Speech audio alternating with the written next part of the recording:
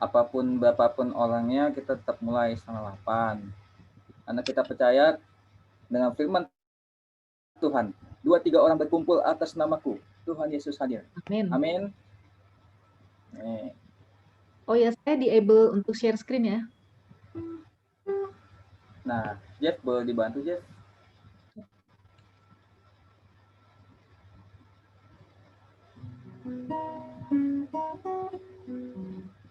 Terima kasih Tuhan, Jeff.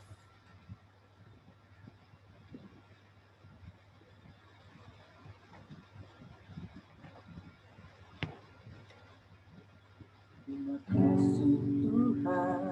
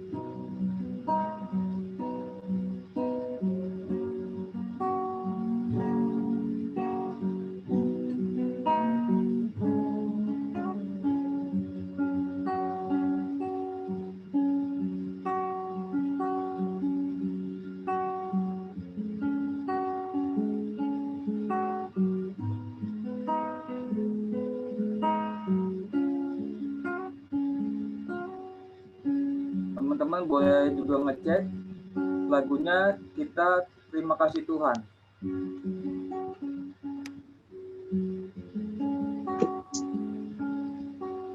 Oke, sekali lagi selamat malam kepada Kak Rosari, Tante Hesti, dan teman-teman terkasih. Puji Tuhan kita bisa berkumpul lagi dengan keadaan sehat ya.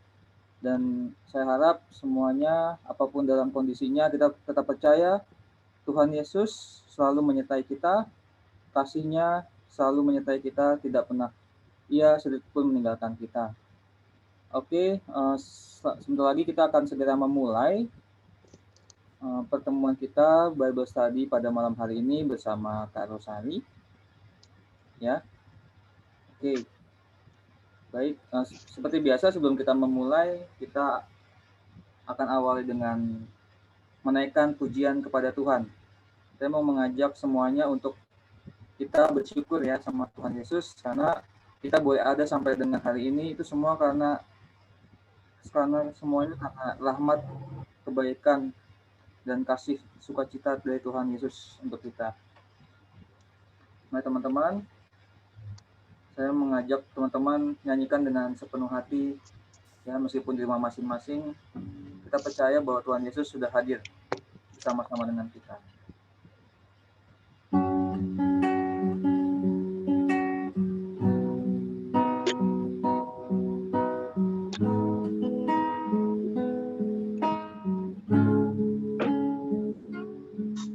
Terima kasih Tuhan untuk kasih setiamu yang ku alami dalam hidupku.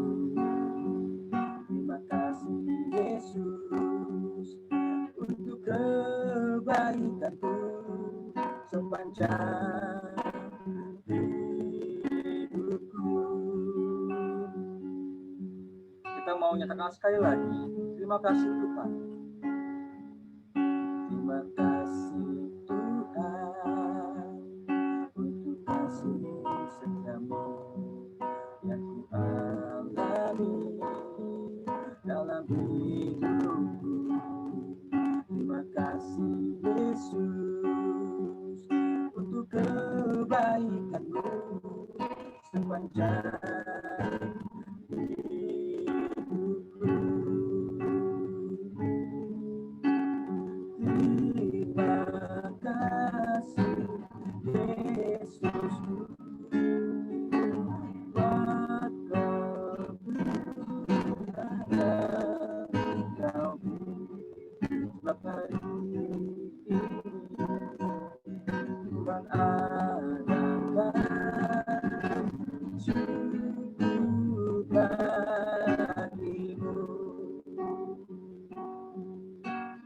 akan sekali lagi. Terima kasih Tuhan.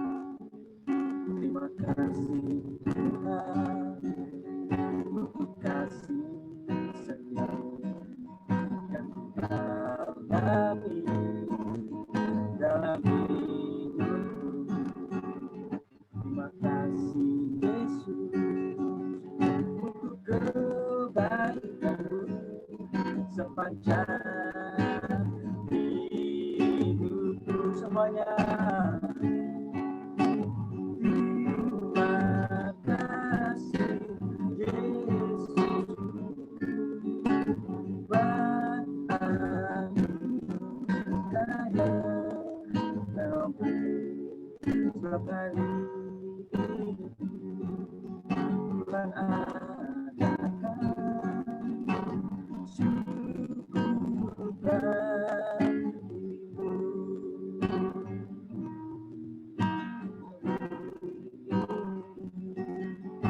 Tuhan adakan syukur bagimu setiap hari ini. Setiap hari ini Tuhan adakan syukur bagimu. Kita awali dengan tanda kemenangan Kristus, dengan Bapa dan Putra dan Roh Kudus. Amin. Allah Bapa, Tuhan kami Yesus Kristus, Tuhan yang kami puji, Tuhan yang kami sembah, dan Tuhan yang kami muliakan. Segala hormat Tuhan kami panjatkan kepadamu, kami naikkan pujian kami Tuhan Yesus, kami nyatakan syukur kami Tuhan kepadamu Tuhan. Terima kasih kalau kami sampai dengan detik ini Tuhan Yesus. Engkau selalu menyertai bimbing kami Tuhan Yesus. Memberikan rahmat kesehatan ya Tuhan. Kau menjaga kesehatan pada keluarga kami Tuhan Yesus, teman-teman kami Tuhan.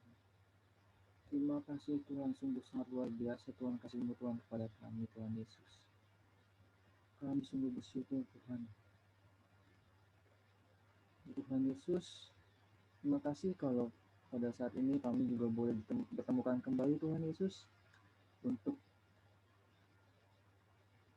belajar mengenai firman-Mu kembali Tuhan Yesus. Terima kasih kalau Engkau sudah mengirimkan anak-Mu terkasih Kak Rosali untuk hadir bersama kami di sini Tuhan. Maka saya akan menyampaikan firman-Mu yang sungguh indah Tuhan Yesus. Semoga Engkau berkati Tuhan Yesus bibir lidahnya Kak Rosali, sehingga apa yang boleh Dia katakan Tuhan semuanya hanya berasal daripada-Mu Tuhan. Berkati kami anak-anak-Mu Tuhan Yesus, jadikanlah kami seperti domba-domba-Mu Tuhan yang sungguh haus untuk merindukan, memperoleh sesuatu dari firman-Mu Tuhan Yesus. Kami juga berdoa Tuhan untuk teman-teman kami Tuhan yang mungkin dalam perjalanan atau masih beraktivitas. Semoga Engkau selalu lindungi mereka Tuhan dan mereka boleh segera bergabung bersama kami. Terima kasih Tuhan untuk segala kebaikan dan kemurahan hati-Mu. Kemuliaan kepada Bapa dan Putra dan Roh Kudus seperti pada sekarang selalu segala abad. Amin. Pujian nama Tuhan Yesus, Bunda Maria dan Santo Yosef sekarang dan selama-lamanya. Santa Maria Regina, doakanlah kami. Santa Pelindung kami, doakanlah kami. Dan Bapa dan Putra dan Roh Kudus. Amin. Baik, pada Kak Rosali bisa langsung saja Kak untuk dimulai. Selamat malam semuanya. Selamat malam. Rosari. Selamat malam. Berapa Ya, wajah-wajah ada yang belum familiar? pernah ketemu. Ada yang belum pernah ketemu dengan saya? Iya. Coba raise hand. Siapa yang raise hand yang belum pernah ketemu? Atau sudah semua? Oh, Vivi. Vivi belum. Siapa ini? Oke, Musli udah pernah ketemu. Ada 4, ada 4 ya. 3 yang raise hand. Oke.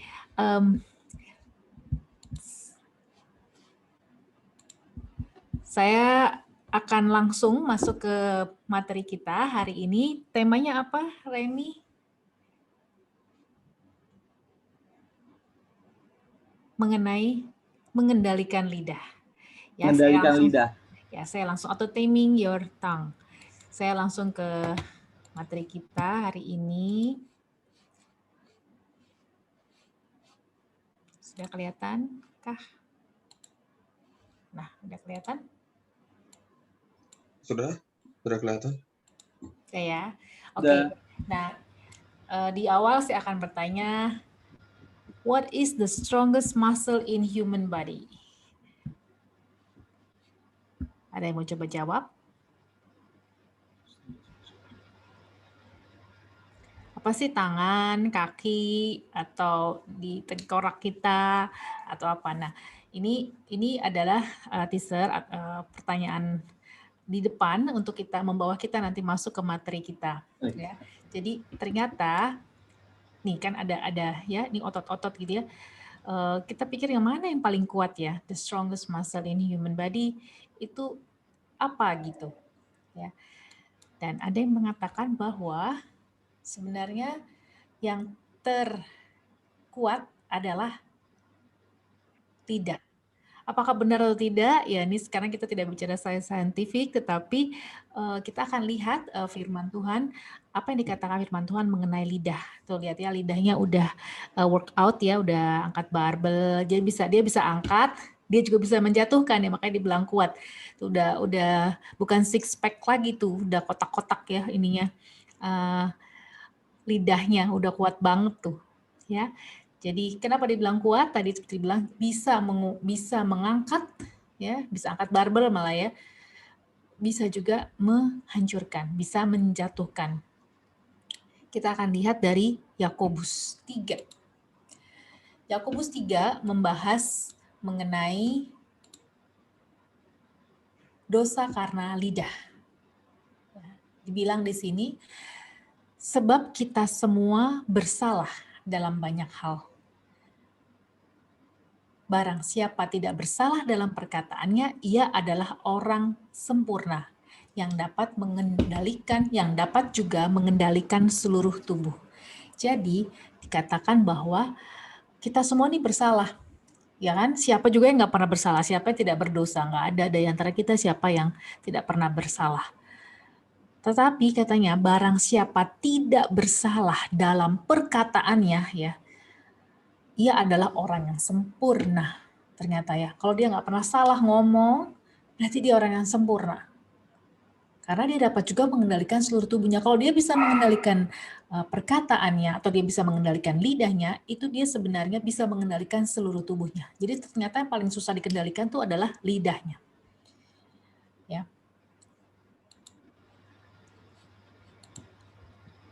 Oke. Terus di Yakobus 3 ayat 3, ayat berikutnya dikatakan, kita mengenakan kekang pada mulut kuda, sehingga ia menuruti kehendak kita. Nah, jadi kalau di kuda itu kan dipakaikan kekang tuh di mulutnya, supaya dia bisa nurut ya ke kanan, ke kiri, atau apalah gitu ya. Itu ada ininya ya, aturannya bagaimana tarik talinya. Nah, dengan demikian, dengan jalan demikian, kita dapat juga mengendalikan seluruh tubuhnya. Jadi kuda itu jadi nurut, kita bisa mengendalikan. Tapi yang dikendalikan adalah kekang pada mulut kuda katanya. Nah, karena kalau nggak dipakein kekang nih kayak gini nih ya, kayak kuda liar tuh. Tuh kekang ini ya, kekang untuk mengendalikannya. Dia bisa kesana nggak bisa dikendalikan dia mau lari, dia mau keluar, mau kemana lah dia mau, nggak bisa diatur. Kalau ini kan dia bisa suruh duduk, suruh apa ya, lay down mungkin, atau suruh jalan ke kanan dan kiri gitu. Jadi kalau ibaratnya kalau kita ketemu orang yang sembarangan gitu yang ngomongnya, itu mungkin seperti kuda liar kali ya maksudnya. Jadi mau marah, dia marah aja gitu, dia mau maki gitu mungkin malah dia langsung aja gitu. Itu sepertinya sebenarnya dia tidak bisa, kalau dia tidak bisa mengendalikan lidahnya, tidak bisa mengendalikan mulutnya, sebenarnya dia tidak bisa mengendalikan seluruh tubuhnya. Tapi kalau dia bisa mengendalikan mulutnya, itu dia bisa mengendalikan seluruh tubuhnya. Jadi kita dikatakan di Yakobus ini seperti kekang pada mulut kuda. Terus kemudian kasih lagi perumpamaan yang lain ya. Dan lihat saja kapal-kapal walaupun amat besar dan digerakkan oleh angin keras, namun dapat dikendalikan oleh kemudi yang amat kecil menurut kehendak juru mudi. Jadi padahal kan kemudinya itu kecil ya, tapi bisa mengendalikan kapal yang besar itu. Dikatakan kitalah lidah itu seperti kemudinya dan kita juru mudinya. Kita harus bisa mengendalikan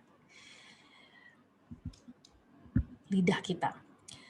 Di ayat 5 dikatakan, nah ini, demikian juga lidah walaupun suatu anggota yang kecil dari tubuh, namun dapat memegahkan perkara-perkara yang besar. Ya, dengan lidah kita bisa memegahkan perkara-perkara yang besar. Dan lihatlah betapapun kecilnya api, ia dapat membakar hutan yang besar. Kan kalau untuk membakar hutan itu tidak diperlukan api yang besar gitu baru jadi besar gitu kebakaran hutan. Apinya cukup kecil aja, seperti aja juga cukup untuk kalau di sana memang kering dan ya bisa terbakar ya, bisa semuanya terbakar. Padahal betapapun kecil api itu. Jadi dikatakan bahwa ayat 6 dibilang lidah pun adalah api katanya. Ia merupakan suatu dunia kejahatan dan mengambil tempat di antara anggota-anggota tubuh kita sebagai sesuatu yang dapat menodai seluruh tubuh dan menyalakan roda kehidupan kita, sedang ia sendiri dinyalakan oleh api neraka. Jadi maksudnya nih ya, jadi lidah itu walaupun dia kecil, dia bisa memegahkan perkara besar. Tetapi dia juga bisa membakar hutan yang besar. Jadi dapat memegahkan, dapat memuji, ya, dapat membakar semangat gitu kan. Orang yang lagi lesu, lagi patah semangat, kita bisa membakar semangat dia, bisa membangunkan ya, bisa menyemangati dia. Tetapi juga bisa seperti api menghancurkan seperti api membakar hutan. Juga bisa juga menjadi provokator misalnya. Jadi besar banget perkara yang sepele jadi heboh banget ya. Sekarang kita lihat juga banyak sekali di sosial media gitu ya. Hanya perkataan-perkataan kecil bisa jadi kasus besar, jadi heboh gitu ya. Itu hanya karena perkataan. Karena ada orang-orang yang tidak bisa mengendalikan perkataannya, baik lisan maupun tulisan seperti di sosial media. Jadi heboh banget. Nah, dibilang itu bisa membakar, bisa buat perkara besar. Jadi ini powerful nih ternyata si lidah ini. Dan Yakobus bilang lidah itu seperti api ternyata. Nah, dan ternyata lidah itu dibilang ya, dia bisa menodai seluruh tubuh dan menyalakan roda kehidupan. Sebentar ya, saya agak harus.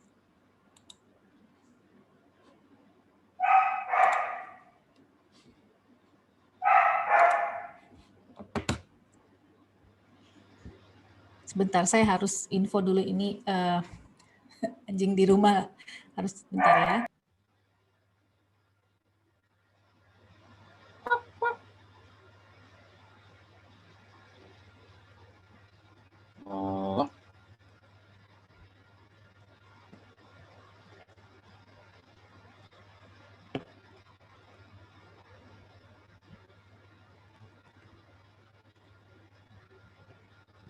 Ternyata lidah ya. Lidah itu sangat kuat. Sorry. Ternyata barkingan si Dogi juga kuat ya. Oke, saya lanjutkan ya. Nah, ini bacaan Yakobus ini sebenarnya tidak asing ya, kita udah beberapa kali dengar mungkin ya, tapi kalau kita baca lagi, wow gitu ya, lidah itu seperti api ternyata, dia bisa membakar, emang benar dia bisa jadi provokator, tapi dia juga bisa jadi penyemangat, dia bisa dibilang bisa memegahkan, bisa memuji ya, tetapi juga bisa menghancurkan. Nah, kemudian dibilang lagi, semua jenis binatang liar, burung-burung, serta Binatang-binatang menjalar dan binatang-binatang laut dapat dijinakkan dan telah dijinakkan oleh sifat manusia. Lihat sini ya, binatang liar tuh seperti ada singa nih, saya kasih lihat ya. Ternyata sudah bisa dijinakkan oleh sifat manusia. Tetapi tidak seorang pun yang berkuasa menjinakkan lidah. Ternyata lebih mudah menjinakkan binatang-binatang buas ini. Binatang menjalar, ular misalnya gitu. Tetapi ternyata untuk menjinakkan lidah, tidak seorang pun, kata ayat 8, berkuasa menjinakkan lidah. Ia adalah sesuatu yang buas, yang tak terkuasai, dan penuh racun yang mematikan. Coba, dahsyat banget ya nih si lidah nih ya. Ternyata dia dibilang di ayat 7 dan 8 dibilang nggak bisa dikuasai, bisa-bisa ya. Nah, saya mau tebak-tebakan sedikit ya, saya stop share. Saya mau tanya nih ya. Ada yang bilang, ini cuman ini aja ya, tebak-tebakan. Yang apa sih yang paling dekat, kata orang? Atau saya aja deh yang ini ya. Nanti jawabannya bisa bervariasinya banyak. Yang paling dekat katanya kematian sebenarnya, katanya. Yang paling jauh adalah apa yang paling jauh? Coba ini anak-anak OMK, yang paling jauh sebenarnya apa? Paling jauh. Yang paling kayaknya jauh? Pernah nih, bener. Kenapa? Teka-teki ini. Kayak Kenapa? pernah dengar teka-teki ini, Kak. Iya, pernah denger kan? Yang paling jauh tuh masa lalu. Iya. Yang paling jauh. Oh alah, iya. Kan pas kan buat anak Iya. OMK kan. Jadi yang belum bisa yang masa lalu yang belum berlalu gitu. Jadi yang paling jauh tuh masa lalu. Terus yang paling besar apa katanya? Yang paling besar katanya nafsu, ya, passion. Dia itu bisa menggerakkan seseorang, bisa berbuat apa aja karena misalnya dia nafsu serakah terhadap harta, dia bisa halalkan segala cara misalnya gitu. Jadi yang paling besar tuh nafsu katanya. Yang paling berat apa?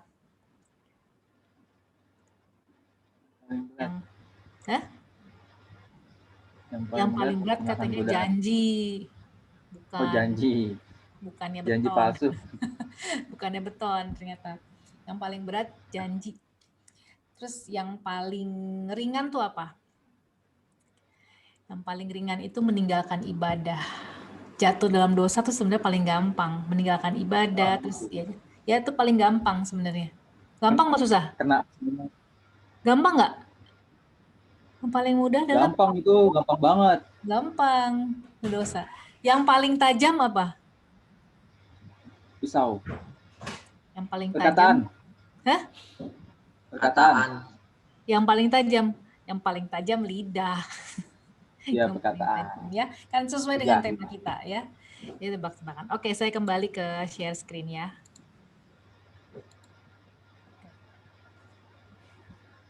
Yakobus 3 tadi 7 dan 8, ternyata lidah itu lebih buas. Dia dibilang di ayat 8, ia adalah sesuatu yang buas, yang tak terkuasai dan penuh racun yang mematikan. Lanjut ke ayat berikutnya. Nah, di ayat 9 dibilang dengan lidah kita memuji Tuhan Bapa kita, dan dengan lidah pula kita mengutuk manusia yang diciptakan menurut rupa Allah. Dan ternyata dari mulut yang satu keluar berkat dan kutuk bersamaan, ya. Out of the same mouth come blessing and cursing. Terus dibilang apa? Hal ini saudara-saudaraku tidak boleh demikian terjadi, katanya Yakobus. Ya. Jadi bisa nggak tuh kita di waktu kita ke PD kita paling kenceng ya nyanyinya gitu kayak paling holy gitu ya, tapi begitu sama teman-teman lidahnya paling tajam seperti silet gitu. Nah, jadi dibilang bahwa dengan lidah yang sama kita memuji Tuhan, tapi dengan lidah yang sama juga kita mengutuk Tuhan. Mengutuk manusia yang diciptakan menurut rupa Allah. Yakobus 8 berikutnya, ayat berikutnya Yakobus 3 ayat 11, adakah sumber memancarkan air tawar dan air pahit dari mata air yang sama? Ada nggak? Jadi mata air yang sama, dia memancarkan air tawar dan air pahit dari air mata air yang sama. Nggak mungkin, nggak bisa. Makanya kita suka dengar gini ya, dia orangnya sih baik, cuma mulutnya aja yang jahat, misalnya gitu. Apa bisa begitu? Coba saya mau tanya, saya stop. Bisa nggak begitu? Dia orangnya baik loh, tapi mulutnya aja yang agak kasar atau kasar gitu. Atau mulutnya aja jahat. Bisa nggak begitu? Bisa, Bisa nggak? Kak. Bisa. Bisa. Bisa. Dia baik loh, hatinya sih baik hatinya. Hatinya baik. Siapa yang bilang bisa? Yang bilang bisa, Resin. Saya. Ada berapa orang? Kenapa Remi? Tadi maaf Kak, tadi pertanyaannya apa ya Kak? Bisa nggak dibilang bahwa dia orangnya baik, hatinya baik, tetapi hanya mulutnya aja yang jahat. Dia hatinya baik, tapi mulutnya aja yang jahat. Oh gitu. Bisa atau enggak? Bisa aja sih. Bisa aja.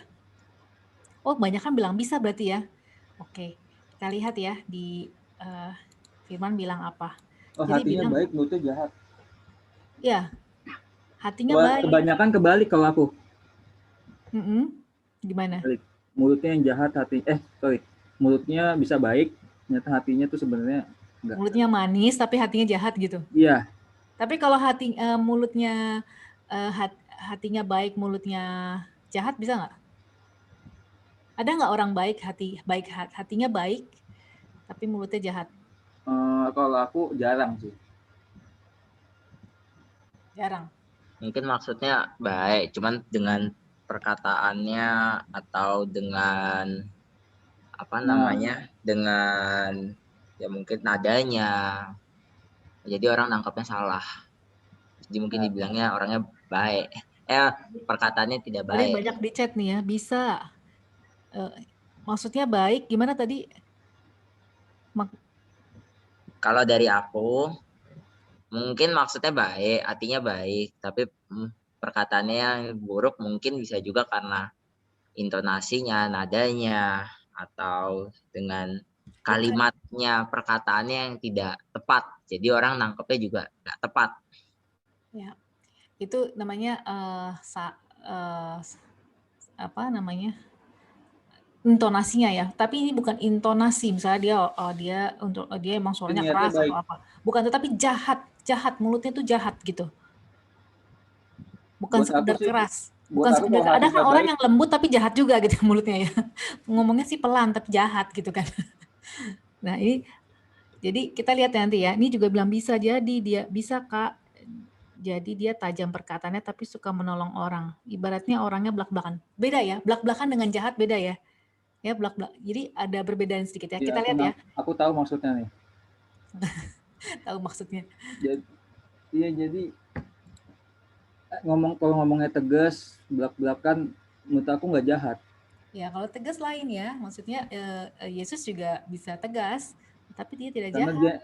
Dia niatnya dia baik ngasih taunya, cuman emang orangnya kan tegas gitu kan. Tapi niatnya sebenarnya baik kalau kayak gitu. Ya, kalau ini jahat ya. Oke, kita lihat ya. Jadi jawaban kebanyakan tadinya bilang bahwa bisa orang baik, mulutnya, tapi mulutnya jahat gitu ya. Tapi di sini aja udah bisa kita lihat ya bahwa dibilang di ayat 11, adakah sumber memancarkan air tawar dan air pahit dari mata air yang sama? Ada nggak katanya kan? Ayat 12 bilang begitu. Terus kita sambung lagi ya, nanti kita akan lihat ya. Dibilang lagi di sini, saudara-saudaraku, ini ayat berikutnya yang sambungan tadi ya, ini semua di Yakobus 3 tadi ya. Adakah pohon ara dapat menghasilkan buah zaitun dan adakah pohon anggur dapat menghasilkan buah ara? Ada nggak? Di sini gampang ya, nggak mungkin dong ya buah ara menghasilkan zaitun, anggur menghasilkan ara.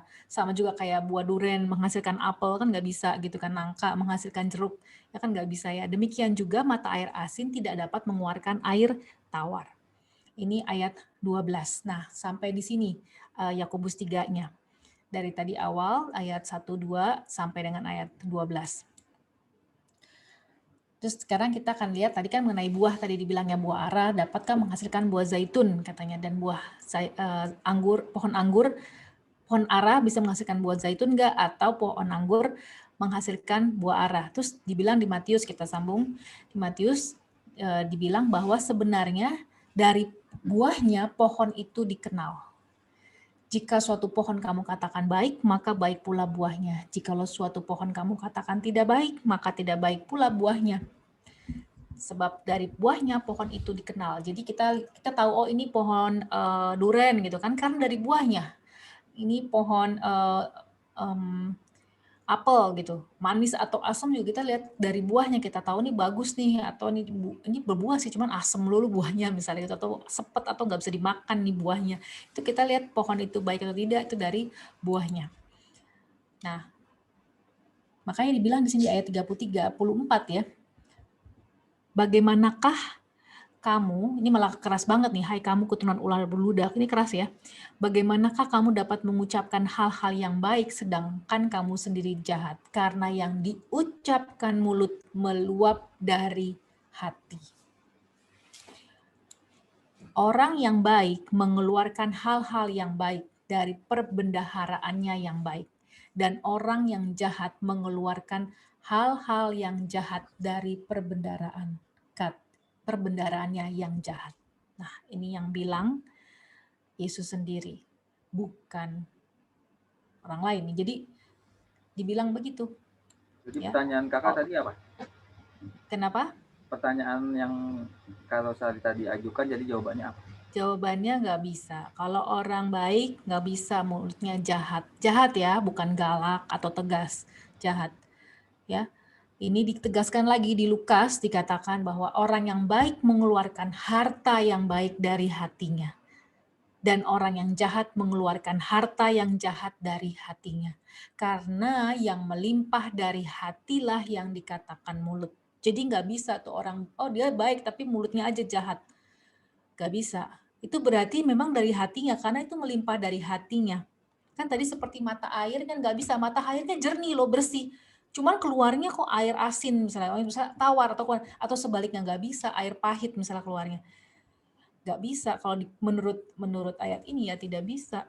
Karena dia mengeluarkan apa yang dari hatinya. Jadi kalau ada orang juga yang mulutnya kalau ngomong tuh kotor gitu misalnya, itu kita bisa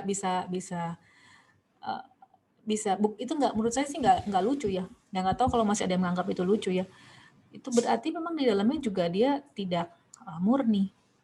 Ya. Mungkin juga karena apa yang dia konsumsi. Gitu.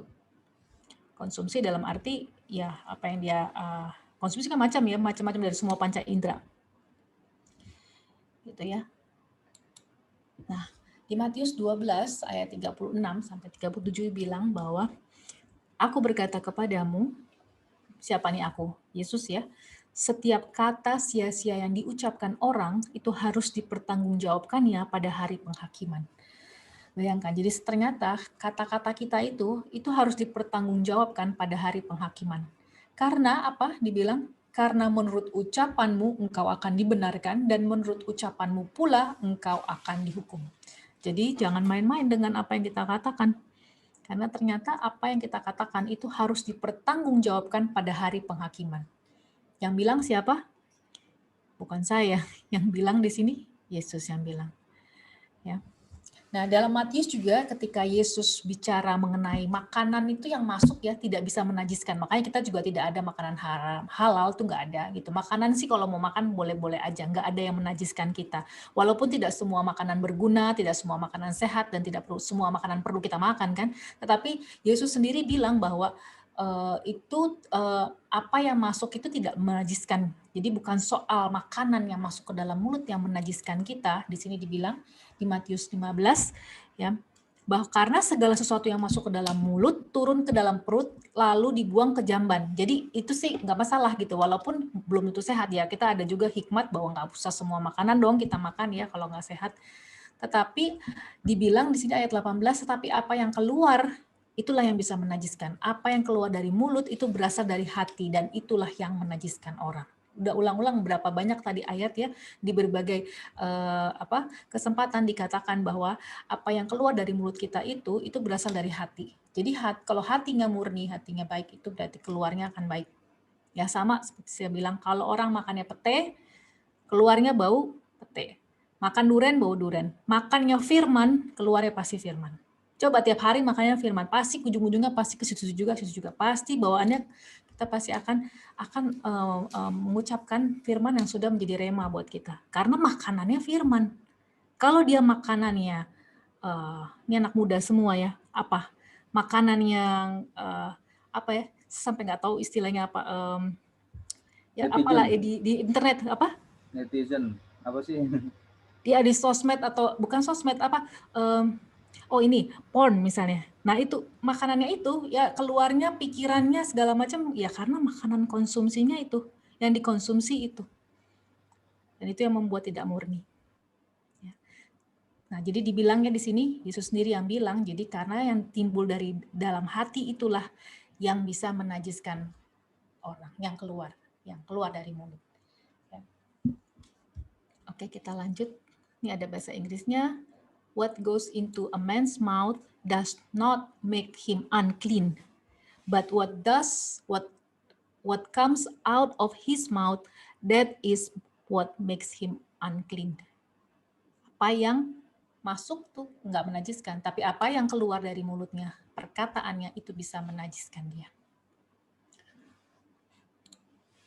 So, judul kita hari ini, tema kita hari ini, taming the tongue. Menaklukkan lidah. Jadi yang harus ditaklukkan lidah. Kita harus kendalikan. Itu yang harus kita taklukkan. Karena apa? Tadi sudah dibilang bahwa ternyata ini adalah lidah itu adalah sesuatu yang buas, ya. Yang bahkan binatang buas saja bisa dikendalikan, lidah atau perkataan atau mulut belum tentu orang bisa mengendalikan. Kalau orang bisa mengendalikan lidahnya, dia bisa mengendalikan seluruh tubuhnya. Tadi juga dibilang kan, dengan di awal banget bahwa barang siapa tidak bersalah dalam perkataannya, ia adalah orang yang sempurna. Siapa coba yang nggak pernah bersalah dengan perkataannya? Apalagi ini yang ngomong saya nih. Saya kan banyak ngomong kan, makin banyak ngomong makin banyak salah sebenarnya. Ya. Jadi pembicara pasti bicara kan? Makin banyak bicara, makin banyak salah sebenarnya ya. Ya. Oke. Nah, jadi gimana dong?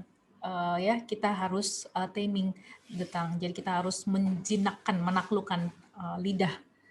Nah, itu kita sama-sama berjuang ya. Kita bisa baca nih di Yakobus ya. Setiap orang hendaklah cepat untuk mendengar, tetapi lambat untuk berkata-kata, dan juga lambat untuk marah. Nah, lambat untuk marah. Jadi jangan cepat-cepat. Ini Yakobus kasih nasihat ya. Yakobus berikutnya juga di ayat 26 dibilang, Yakobus banyak sekali bicara mengenai lidah, mengenai perkataan. Jikalau ada seorang menganggap dirinya beribadah, tetapi tidak mengekang lidahnya, ia menipu dirinya sendiri. Maka sia-sialah ibadahnya. Di masa pandemi ini kita kan mungkin merasa kita lebih bilang kan beribadah ya, kita lebih banyak berdoa, novena, rosario, doa kerahiman, koronka, malaikat Tuhan, semuanya tuh ya komplit deh, pokoknya paket komplit semuanya. Misa setiap hari, terus baca Alkitab, terus kemudian ini PA, Bible study, PD online, semua ikut ya. Tapi dia tidak mengekang lidahnya. Bagaimana maksudnya tidak melekang? Ya dia kalau mau marah dia marah aja. Dia mau say something yang kasar, ya dia udah dia ngomong aja gitu. Merendahkan orang atau menghina orang. Itu dibilang apa? Ia menipu dirinya sendiri dan sia-sialah ibadahnya semua. Jadi pandemi yang tadinya dia pikir dia lebih banyak berdoa, tapi ternyata dia lebih banyak berdosa karena lidah. Tadi judul di Yakobus 3 itu dosa karena lidah. Ya. Dan ternyata kalau tidak bersalah terhadap lidah dan bisa mengekang lidahnya, dia adalah orang yang sempurna dikatakan. Jadi ini pentingnya mengenai lidah.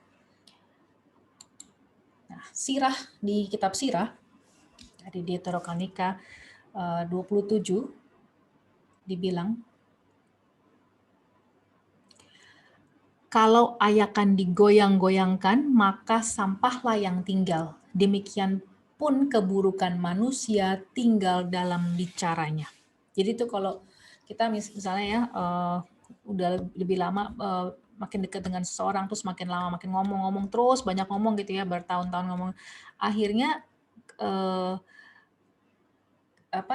dibilang seperti ayakan tuh ya, lama-lama yang tinggal sampahnya katanya. Mungkin itu bisa bayangin kalau misalnya kita pergi traveling misalnya sama temen gitu ya, lama-lama kalau dia terus banyak ngomong, kita akan lihat sebenarnya keburukannya dia. Ya, kalau tidak terlalu banyak atau ini ya ternyata nih orang ini baik-baik aja gitu, karena ya masih bisa ditolerir ya, karena memang manusia bisa saja kan salah. Tapi di sini dalam arti kita bisa lihat semakin banyak dia bicara gitu ya, setelah kita rangkum kita bisa mengenal dia, baik buruknya orang ini. Tadi seperti dibilang, kalau ayakan digoyang-goyangkan, ayat 4 bilang, maka sampahlah yang tinggal. Demikian pun keburukan manusia tinggal dalam bicaranya. Perapian menguji periuk belanga pejunan, dan ujian manusia terletak dalam bicaranya. Dia ternyata dalam bicaranya. Itu terletaklah ujiannya. Nah, ya. Sama seperti di ayat 6 juga dibilang, nilai ladang ditampakkan oleh buah pohon yang tumbuh di situ. Jadi kalau ladangnya itu bernilai tinggi gitu, nilainya ya, kalau ada buah ini, buah macam-macam, terus berbuah, terus lebat, terus manis, bisa dijual, nah itu kan nilainya tinggi ya dibandingkan ladang yang tanam apa juga nggak tumbuh gitu di situ. Ya, demikian pula bicara orang menyatakan isi hatinya. Jadi apa yang dia ngomongin sebenarnya ya, bicara orang menyatakan isi hatinya. Jadi apa yang dia omongkan tuh sebenarnya menyatakan isi hatinya. Gitu. Dan jangan memuji seseorang sebelum ia bicara, sebab justru itulah batu ujian manusia. Kita kalau baru lihat gitu ya, baru kenal, wah keren banget, cakep gitu ya. Ini apalagi anak muda di sini semua, wah oke banget. Tapi begitu kita dengar dia bicara, makin kita bisa lihat nilai-nilai apa yang dia miliki, apa yang menjadi apa yang dia agungkan, apakah Tuhan atau hal lain, atau ada, kita bisa lihat ketika dia bicara. Justru yang dibilang justru disitulah batu ujian manusia. Nah, makanya katanya jika kata-kata itu tidak memberkati, lebih baik diam. Nah, diam itu bukan berarti kalah sebenarnya ya.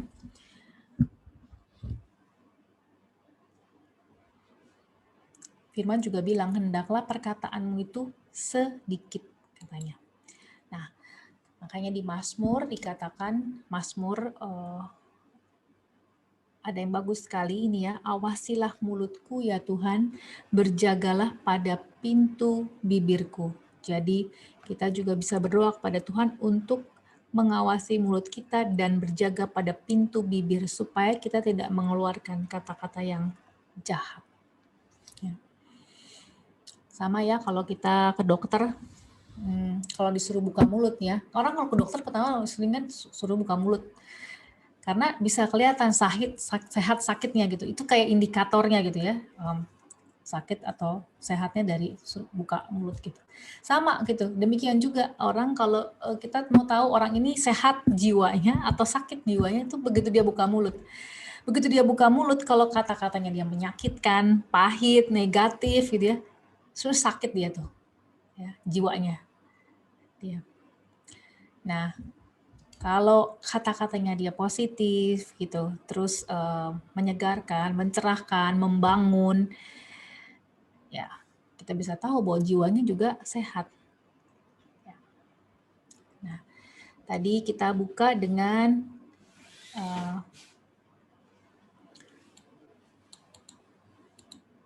nah, ya. Oh, ini dulu ya ayat sebagai ayat, mungkin ayat yang terakhir kali ini ya. Hidup dan mati dikuasai lidah. Siapa suka menggemakannya akan memakan buahnya. Bayangin, ini ayat ini keras dan kuat sekali ya kedengarannya ya. Hidup dan mati dikuasai lidah. Siapa suka menggemakannya akan memakan buahnya. Jadi kalau kita sering menggemakan sesuatu, misalnya, aku sih nggak bisa apa-apa, misalnya, udah deh payah, atau apapun gitu ya. Atau saya nih sebagai orang tua, kita bilang sama anak kita, kamu mah nggak bisa apa-apa. Atau bahkan parah banget kita bilang, kamu mah bodoh misalnya gitu ya. Ya, dia suka mengembangkannya, dia akan memakan buahnya. Ya, terjadilah seperti yang dikatakan.